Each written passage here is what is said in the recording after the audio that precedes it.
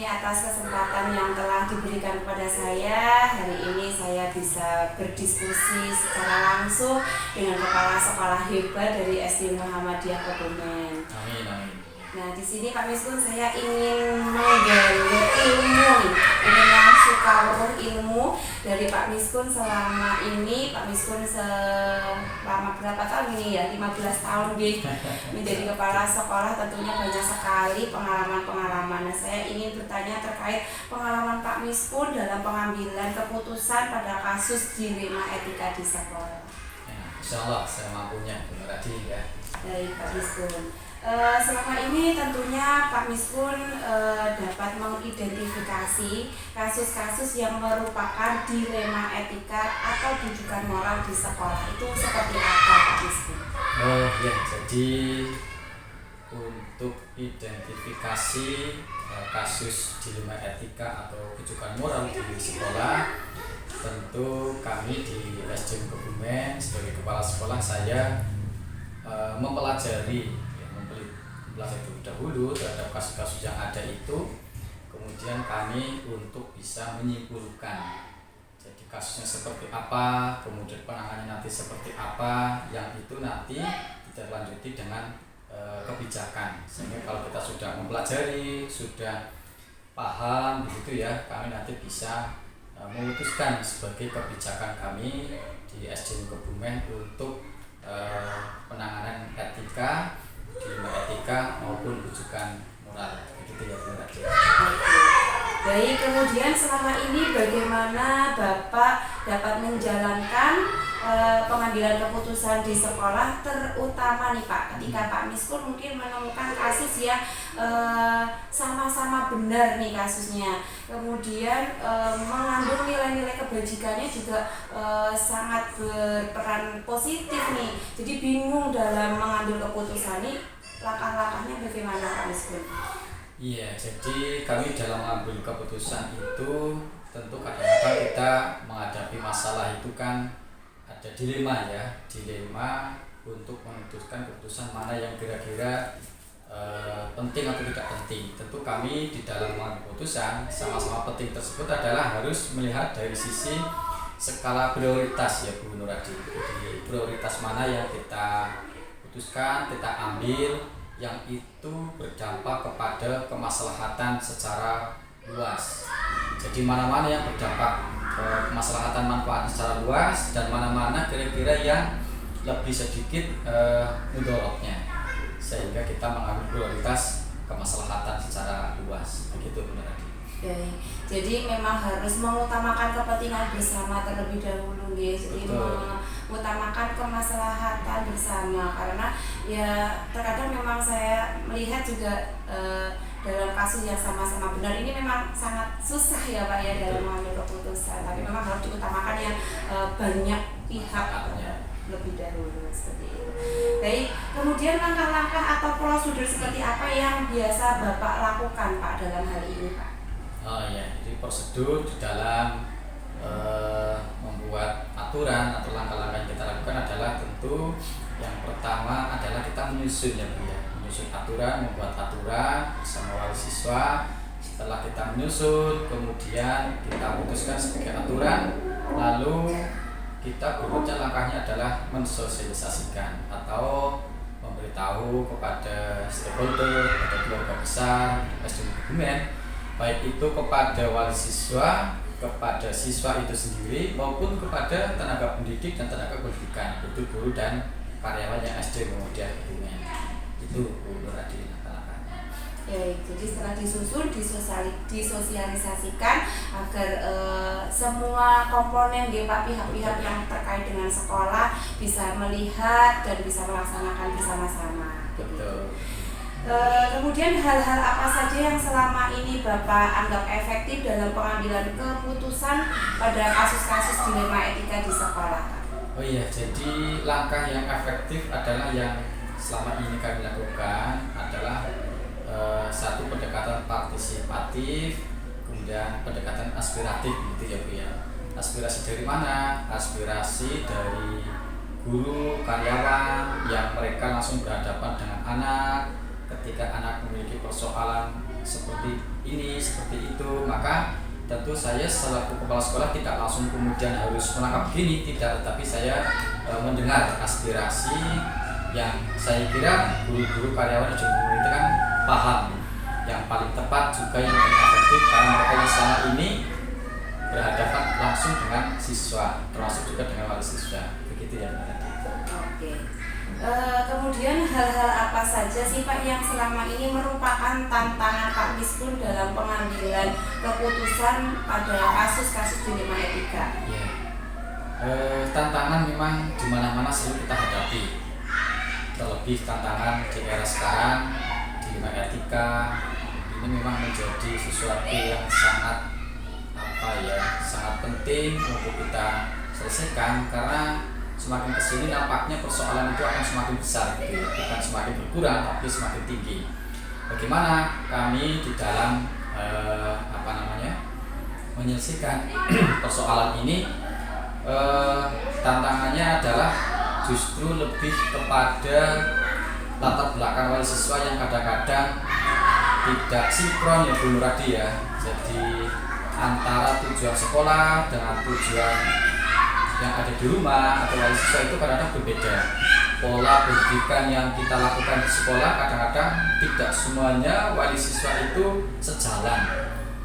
Apalagi kalau wali siswanya yang kadang-kadang memaaf, ada yang berkenan dan seterusnya, maka ini akan menjadi tantangan lebih.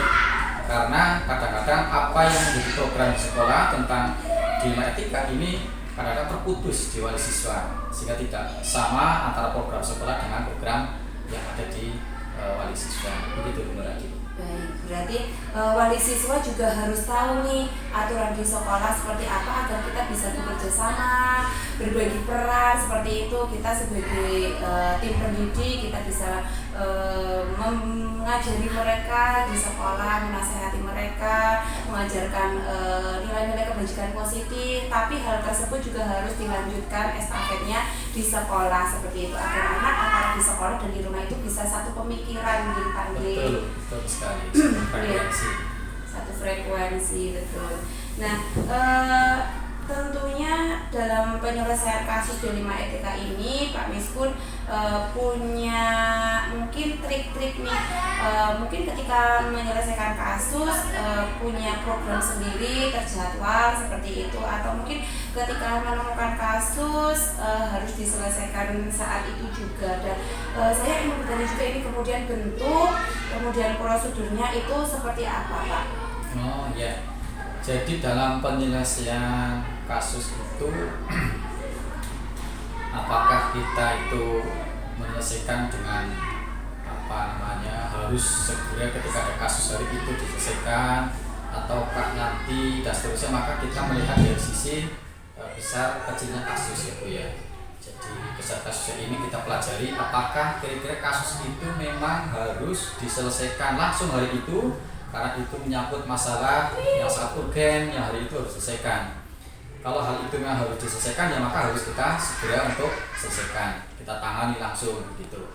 Tapi kadang-kadang ada persoalan-persoalan yang membutuhkan penjernihan pikiran, pendalaman ilmu dan seterusnya, maka itu tentu di sisi yang lain harus mempertimbangkan nanti waktu yang paling tepat agar kita bisa mendapatkan solusi yang terbaik.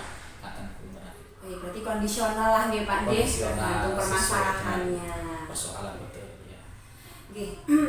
Kemudian adakah Pak ini seseorang yang selama ini dapat mempermudah atau membantu Pak Miskun dalam mengambil keputusan dari kasus-kasus dilema etika yang pernah Pak Miskun selesaikan atau hadapi? Ya, di dalam menyelesaikan kasus oleh kepala sekolah itu kan kasusnya dari mulai yang kecil, menengah sampai yang besar menurut dia. Maka di dalam menyelesaikan persoalan itu tentu saya harus banyak melibatkan beberapa pihak. Yang paling utama sebagai seorang muslim Bu Nuradi adalah saya tentu harus melibatkan Tuhan saya, Allah Subhanahu wa taala, karena Allah lah yang akan memberikan jawaban terbaik, solusi terbaik untuk apa yang saya hadapi. Itu yang pertama, saudara beriman. Doanya harus diperkuat, itu yang pertama. Yang berikutnya adalah setelah kita minta berdoa kepada Allah petunjuk, pertolongan, maka tentu yang tidak kalah penting adalah kita minta masukan, pertolongan dari teman teman-teman guru, karyawan, termasuk dari wali siswa dan dari juga komite SD Mugi Kabupaten, sehingga melibatkan semua pihak karena memang persoalan-persoalan itu tidak bisa diselesaikan dengan satu pihak, maka harus secara komprehensif seluruh pihak dilibatkan untuk menyelesaikan persoalan agar lebih efektif dan efisien. Seperti itu berarti. Luar biasa sekali nih Pak Miskun, tadi penyelesaian masalahnya secara musyawarah melibatkan semua pihak. Dan kalau sudah berbicara tentang Allah yang menyelesaikan ini sudah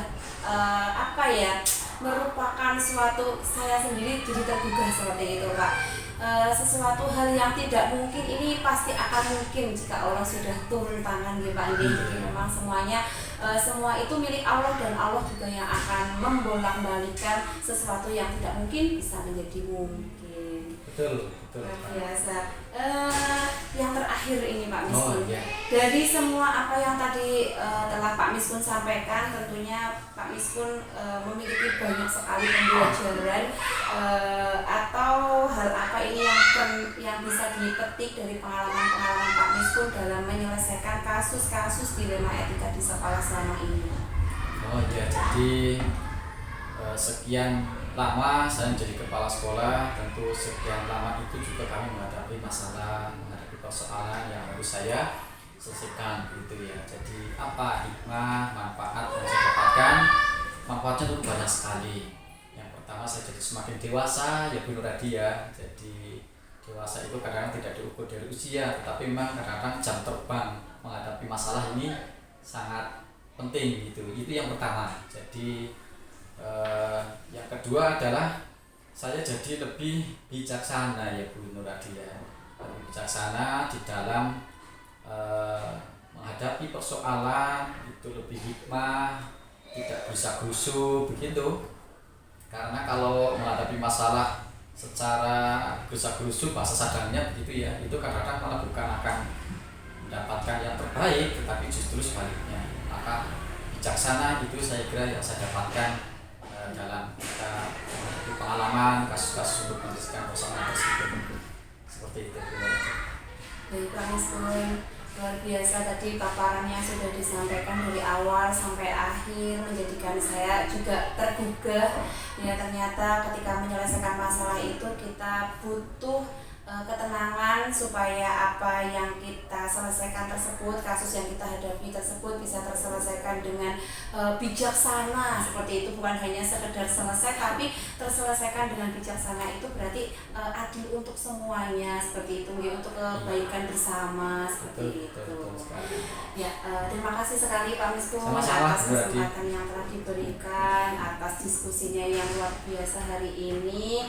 Kita akhiri ya Pak untuk diskusi pada kesempatan kali ini. Sehat selalu untuk Pak Miskun. Amin. Bermanfaat Bu Nuradi untuk kita semuanya. Amin, insya Allah sangat bermanfaat Pak Miskun.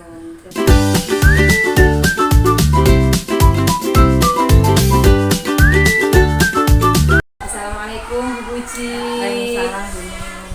Sehat Bu. Alhamdulillah, hari ini saya terima kasih Bu sudah diberikan kesempatan untuk bisa berdiskusi bersama Bu Puji.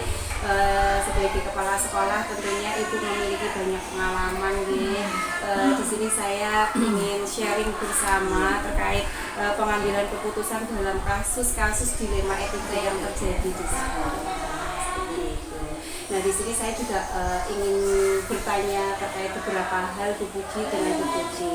Yang pertama, selama ini bagaimana Ibu dapat mengidentifikasi kasus-kasus di sekolah terkait mana sih yang merupakan dilema etika dan juga rujukan moral, seperti itu. Bagaimana identifikasinya? Ya, terima kasih Bu Adi.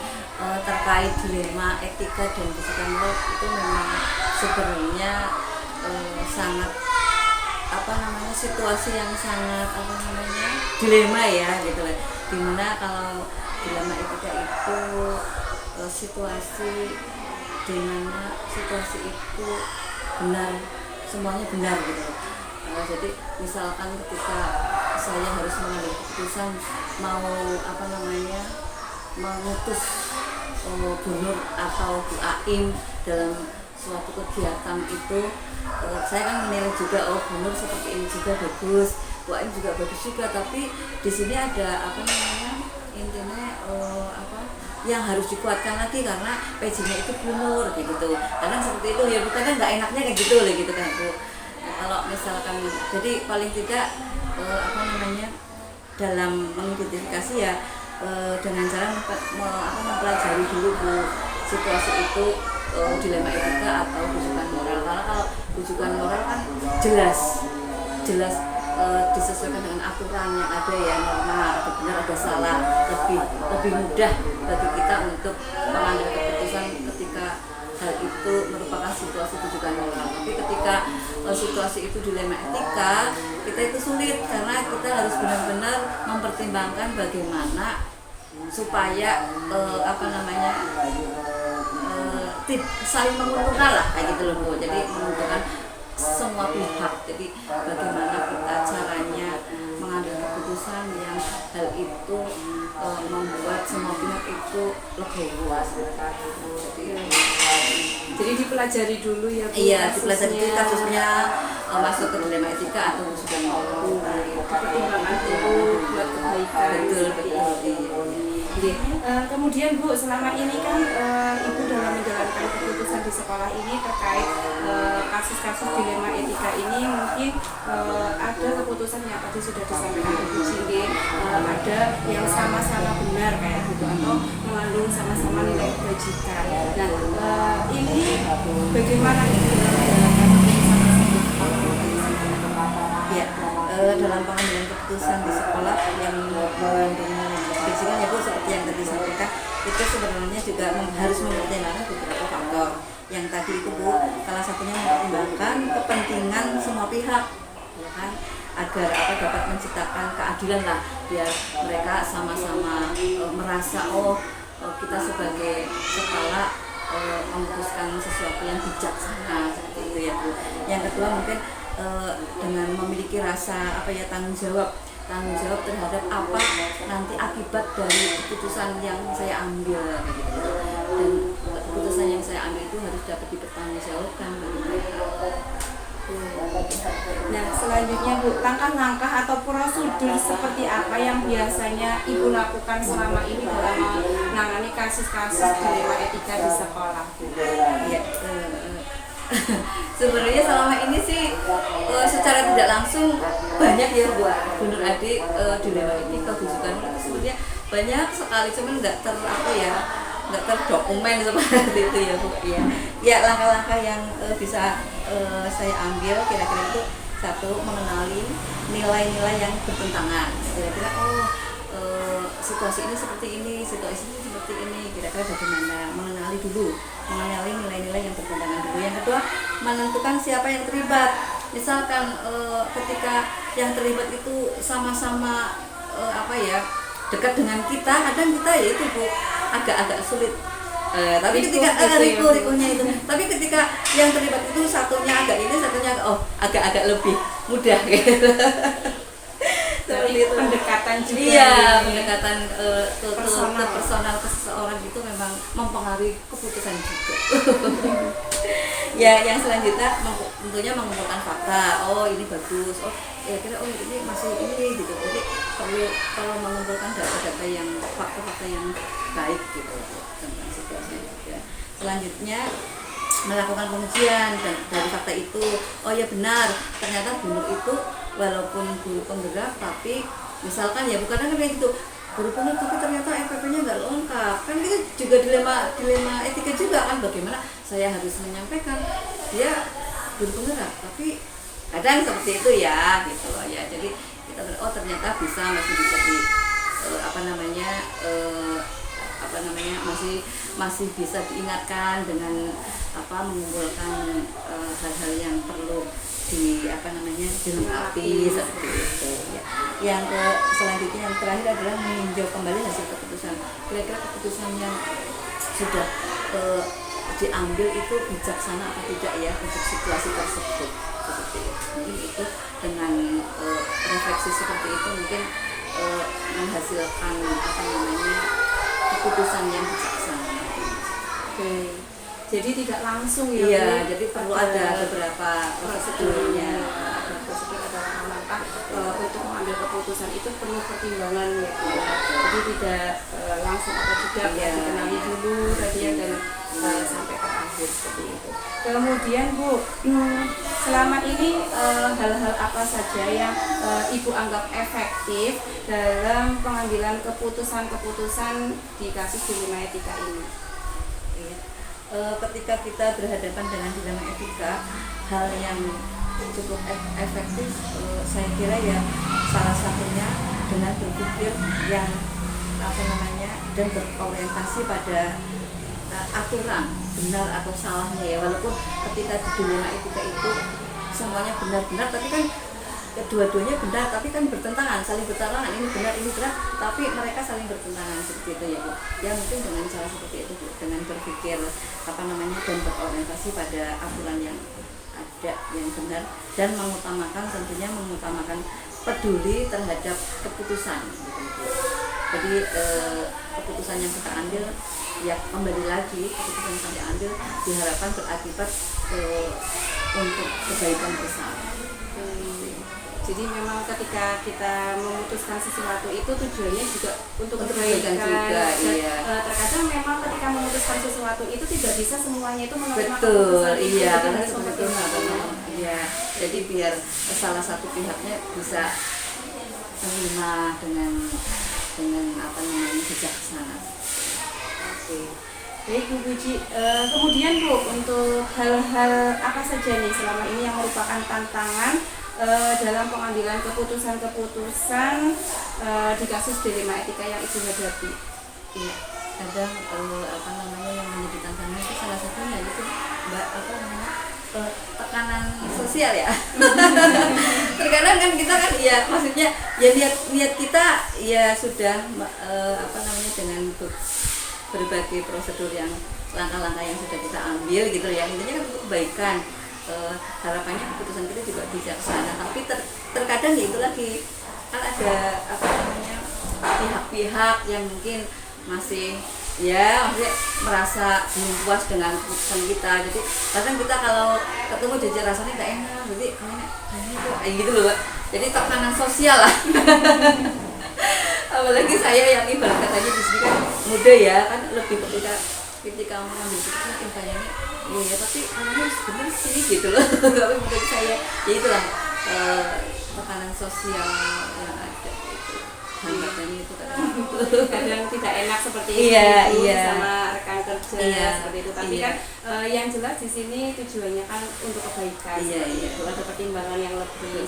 Betul ya, ini konflik keputusan kan yang namanya dua pihak yang saling bertentangan kan tetap ada konflik keputusan ya itulah ini seperti itu lah. Gitu. Apakah Ibu selama ini memiliki tata kala waktu Bu dalam mengambil sebuah keputusan atau Ibu ketika menemukan sebuah permasalahan seperti itu langsung diselesaikan saat itu juga? Kemudian bentuk atau prosedurnya itu seperti apa yang dijalankan? Iya. Tindakan dalam menyelesaikan dilema etika ya Bu ya. Jadi di sini biasanya kita juga ada tahap-tahapannya. Ada beberapa tindakan yang memang perlu dilakukan dulu. Yang pertama itu menganalisis situasi Bu. Kita mengidentifikasi kembali isu-isu terkait etika moral ya, dilema etika dari rujukan moral itu ya. Yang kedua mengumpulkan fakta gitu. Tetap kita nggak langsung to the point ya mengambil keputusan ya, tetap ada beberapa langkah itu mengumpulkan data terkait situasi yang terjadi seperti itu. Yang ketiga membuat daftar tindakan yang sekiranya nanti apa-apa yang bisa menghasilkan keputusan akhir gitu. Jadi langkah-langkah apa ya, mungkin nanti harus membuat seperti ini dulu gitu loh Bu. Jadi ada daftar-daftar tindakan yang yang perlu dilakukan gitu. Yang selanjutnya menentukan alternatif kira-kira dari tindakan-tindakan yang sudah kita rank gitu loh. Kira-kira alternatif apa yang sekiranya bisa menjadi solusi terbaik dari situasi yang ada. Gitu. Kemudian tadi ketika menemukan masalah itu biasanya ibu menyelesaikan saat itu juga, atau mungkin di sekolah ini ada waktu khusus, mungkin setiap 1 minggu kita ada rapat pembahasan evaluasi terkait kegiatan seperti itu, atau memang harus diselesaikan karena urgent, jadi ketika ada masalah harus langsung selesai biar tidak terpikirkan gitu. Ya, kalau menurut saya selama ini pengalaman saya menghadapi dilema etika ini memang ketika ada situasi yang seperti itu, saat itu juga saya menyelesaikan gitu loh, tapi juga dengan tahap-tahap yang ada gitu loh, jadi nggak langsung menentukan mengambil keputusan dengan itu juga, cuma hari itu juga kita selesaikan agar tidak terlalu panjang gitu ya. Jadi lewat sebuah tahapan-tahapan tadi yang sudah Bu Puji sampaikan, ada beberapa tahapan itu, jadi untuk mempertimbangkan keputusan, tapi saat itu juga putuskannya agar permasalahan juga tidak berlarut-larut gitu. Baik. Kemudian adakah seseorang atau faktor-faktor yang selama ini membantu ibu, mempermudah ibu dalam pengambilan keputusan kasus-kasus dilema etika di sekolah ini? Ya, kalau faktor-faktor mungkin ada ya Mbak ya. Ada beberapa faktor yang dapat membantu dalam pengambilan dilema etika, yaitu kembali lagi Bu berpikir pada hasil akhirnya nanti gitu loh. Kira-kira bagaimana keputusan yang kita ambil nanti harus bijaksana seperti itu. Jadi yang kedua berorientasi pada aturan. Tetap itu nomor 1. Berorientasi pada aturan. Situasi itu benar atau tidak sesuai norma yang ada. Yang selanjutnya mengutamakan rasa peduli dan mempertimbangkan hak orang lain. Bagaimana cara kita mengambil keputusan tapi tidak menyinggung pihak-pihak yang terkait. Ini seperti itu. Kemudian siapa ini biasanya yang berperan membantu ibu? Ada yang berperan membantu ibu? Biasanya kalau personal ya itu pengurus Bu. Iya, pengurus yayasan. Karena kita kalau saya belum bisa memutuskan, saya minta tolong ke pengurus. Jadi tetap ya Bu, kita perlu masukan dari orang lain untuk mengambil keputusan yang bijaksana. Terakhir nih Bu Puji nih, dari semua yang tadi Ibu telah sampaikan, Ibu kira-kira pembelajaran apa yang selama ini bisa Ibu ambil dalam menangani kasus-kasus dilema etika ini sehingga menjadikan pengalaman bagi Ibu sebagai kepala sekolah dalam menuntaskan permasalahan-permasalahan yang ada di sekolah terkait dilema etika. Iya, sebenarnya sangat bagus sekali ya Mbak materi dilema etika ini ya. Pembelajaran yang dapat saya ambil itu pentingnya nilai-nilai moral dan etika dalam setiap keputusan yang diambil. Jadi memang selain itu juga pembelajaran ini dapat memberikan pemahaman tentang proses pengambilan keputusan yang baik. Jadi dari kasus-kasus dilema etika yang sudah Bu Puji selesaikan di sini menjadikan pengalaman tentunya agar nantinya melangkah ke depannya itu dalam menentukan keputusan itu lebih bijaksana lagi seperti itu. Dan hari ini saya juga belajar banyak dari Bu Puji terkait bagaimana sih dalam menangani kasus dilema etika, dan tentunya saya juga di sini nantinya juga bisa dari sharing kita hari ini, diskusi kita bisa mungkin menerapkan apa yang saya dapatkan dari pengalamannya Bu Puji, bisa saya aplikasikan bagi diri saya sebagai seorang pendidik di sekolah. Dan terima kasih sekali Bu Puji atas waktunya yang telah diberikan kepada saya, ilmu yang telah diberikan kepada saya. Semoga kita semuanya selalu sehat, menjadi pendidik yang bijaksana buat anak-anak di sekolah. Terima kasih Bu Puji.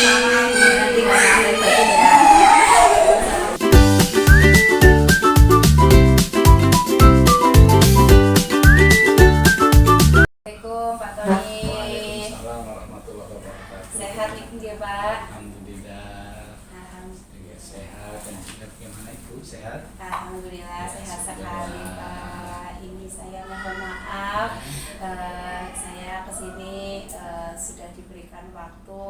Saya mengucapkan terima kasih sudah bisa bersilaturahmi, dan saya di sini ingin berdiskusi nih sama Pak Tony terkait beberapa hal terkait materi pengambilan keputusan dalam kasus dilema etika.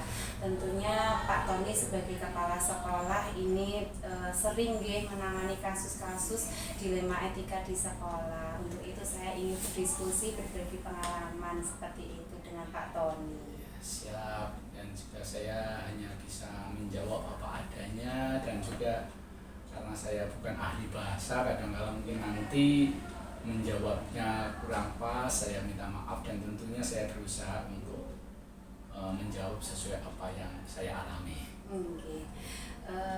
Saya mungkin punya beberapa pertanyaan Pak Tony di sini yang ingin saya ajukan kepada Pak Tony.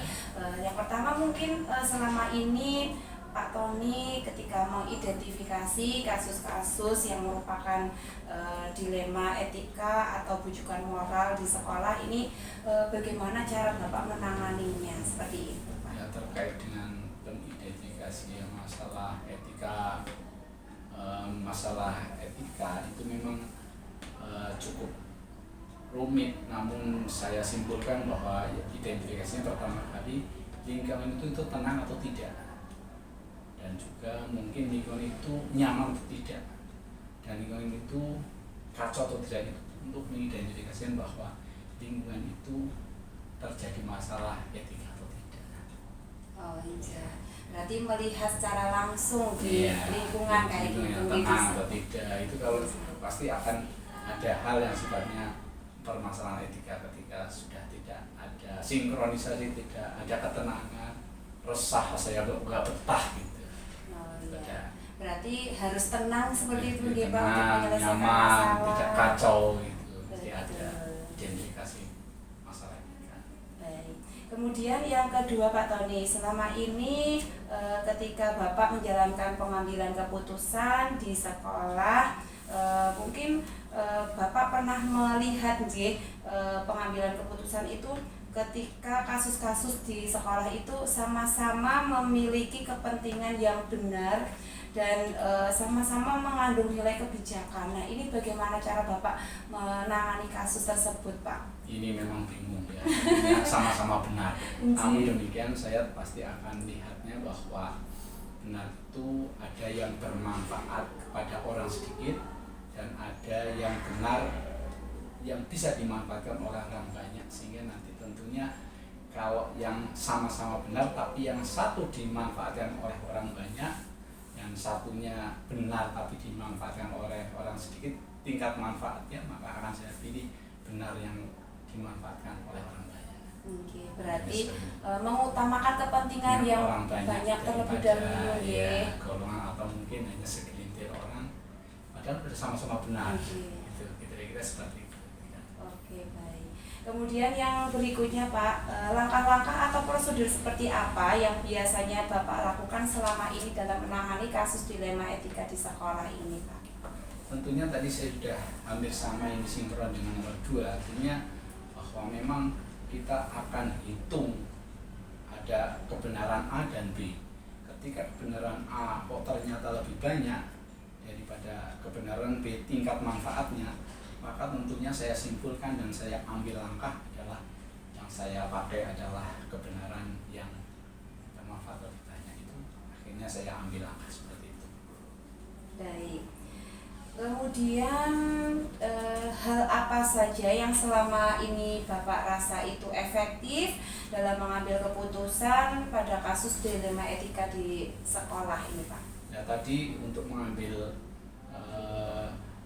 kesimpulan bahwa saya akan mengambil kebenaran yang bermanfaat banyak, tentunya ada dengan caranya adalah tentunya bagaimana kita akrab, bagaimana kita tenang, bagaimana kita humanisme, bagaimana kita bertukar pikiran dengan teman. Ketika itu akan saya ambil langkah yang efektif. Artinya yang efektif itu artinya dengan humanisme, akrab, dan tenang. Jadi mempertimbangkan berbagai faktor, tidak dengan hanya cara yang akrab. Jadi Oke. tidak akan tersinggung walaupun sama-sama benar Oke. tidak tersinggung. Baik, Ya. baik. Kemudian selama ini hal-hal apa saja yang menjadi tantangan dalam pengambilan keputusan dilema etika, Pak? Sehingga tentunya bahwa kita akan mengambil suatu langkah yang benar yang didukung oleh orang sedikit, dan kadang-kala kita memang dilemanya itu ketika kita melihat sesuatu ternyata benar itu didukung oleh orang banyak, kadang-kala atau kebalikannya, salah didukung oleh orang banyak dan benar didukung oleh orang sedikit, tapi kadang-kala salah malah didukung oleh orang banyak. Itu yang tentunya kita harus ambil langkah seperti itu. Dan itu merupakan sebuah tantangan tersendiri Iya, ya, untuk iya. mengambil Karena memang keputusan. kenyataannya banyak sekali kejadian justru yang benar itu yang mendukung sedikit benar. Kalau yang salah malah yang mendukung banyak. Oke, nah itulah berarti tugas Iya. sebagai seorang kepala sekolah Iya, kita itu untuk dilemanya. bagaimana ketika melihat yang benar itu sedikit, maka yang tidak benar harus diajak untuk Iya, ke iya. arah yang Betul, benar iya, seperti iya. itu. Ji. Baik Pak, kemudian Pak Tony, ini apakah Bapak memiliki sebuah waktu Pak atau jadwal tertentu dalam sebuah penyelesaian suatu masalah, atau bahkan bisa jadi ketika Bapak menghadapi sebuah masalah langsung diselesaikan saat itu juga? Apakah memiliki jadwal ataukah langsung diselesaikan saat itu juga? Kemudian bentuk prosedurnya seperti apa? Kalau saya memang untuk menyelesaikan permasalahan di sekolah, tentunya saya akan menentukan tempat, yaitu tempat yang nyaman. Pasti itu karena apa? Karena kita menyelesaikan permasalahan tentunya dalam kondisi yang nyaman, tidak panas, tidak gaduh dan sebagainya. Dan juga tempat itu harus privatisasi, artinya orang lain ketika ada masalah saya dengan seseorang, ya cukup saya berbicara dengan seseorang, jadi tidak akan melibatkan orang banyak. Akhirnya tempatnya privatisasi seperti itu. Berarti tergantung kebutuhan dia Pak, Iya, nggih. iya. Kemudian apakah waktunya ini punya waktu khusus seperti itu untuk sebuah penyelesaian masalah, atau ketika menemukan masalah harus segera langsung Tidak diselesaikan? ada waktu yang khusus, artinya yaitu tadi ketika kita mau menyelesaikan masalah kondisinya nyaman, mungkin pagi hari, jangan sampai tengah siang-siang kita harus menyelesaikan masalah, itu juga akan berpengaruh terhadap kualitas penyelesaian masalah. Baik, berarti ketika memiliki masalah sebisa mungkin harus segera diselesaikan begitu nggih Pak nggih, tapi untuk waktunya kondisional. Ya, keadaan ya, tidak seperti harus itu. secepat karena nunggu situasi yang tepat. Oke, baik. Oke Pak Tony, berikutnya adakah seorang atau faktor yang selama ini mungkin mempermudah Bapak seperti itu, membantu Bapak dalam pengambilan kasus-kasus dilema etika di sekolah Pak? Ya, saya ketika akan mengambil langkah-langkah untuk menyelesaikan etika di sekolah, masalah etika di sekolah, tentunya saya biasanya ngobrol dengan teman akrab, walaupun teman akrab itu tidak sepaham, karena kalau teman akrab sepaham ya selalu ikuti saja saya, tapi kalau tidak selalu sepaham tentunya akan berdiskusi. Kalau memang saya kurang pas ya mestinya akan memberi masukan, oh ini Pak Kepala kurang pas, sehingga saya juga akan menerima masukan itu, karena kita memang tadi sudah akrab dan juga kita tidak harus memilih yang sepaham. Tidak sepaham pun ketika memang itu kita akan juga sama-sama kita bermusyawarah, dan juga tentunya kita akan mengambil langkah itu setelah ketemu teman yang kita bisa curhat walaupun tidak satu paham, tapi untuk berdiskusi insya Allah akan menjadi nyaman dan terkoreksi ketika saya benar atau kurang pas. Berarti kita juga harus meminta pendapat orang lain nggih, Yeah. ketika memutuskan suatu masalah. Bisa jadi apa yang mungkin tadinya kita rasa benar seperti itu, Yeah. tapi sudut pandang orang lain Yeah. ternyata mungkin ada yang harus diluruskan seperti itu. Dan juga ada faktor lain yang mempermudah, yaitu dengan lingkungan yang nyaman, komunikasi dan istilahnya apa ya, di lingkungan itu juga lingkungan yang apa ya, kita bikin tidak apa ya, tidak tegang. geringsang, tidak tegang dan sebagainya. Yang terakhir nih Pak, saya ingin bertanya dari semua apa yang tadi sudah Pak Tony sampaikan seperti itu, pembelajaran apa sih ini yang dapat dipetik dari pengalaman Pak Tony selama ini selaku kepala sekolah di dalam mengambil keputusan di sekolah, pengalamannya apa ini? Ya, pengalaman saya memang hanya baru sedikit ya, artinya, tapi yang jelas bahwa menyelesaikan permasalahan etika ini tentunya saya simpulkan adalah dengan terbuka, dengan penuh komunikasi, tenang dan nyaman. Itu kira-kira dari saya. Kesimpulan atau mungkin ya bisa diambil apa ya, istilahnya apa langkah yang kita simpulkan dari pertanyaan ini dengan selesai diselesaikan dengan terbuka, penuh komunikasi, tenang dan nyaman.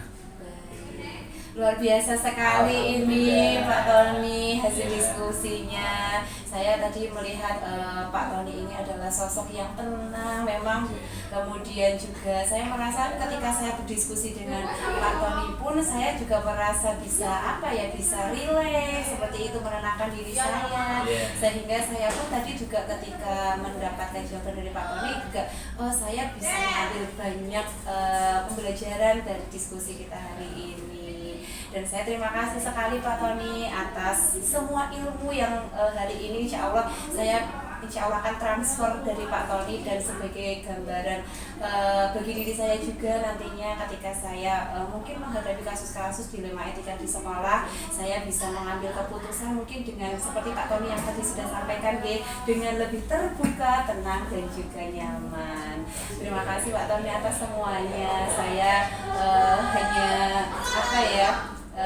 bisa mengucapkan terima kasih atas semuanya yang telah diberikan. Setelah ini saya izin pamit Pak Tony. Assalamualaikum Pak Tony.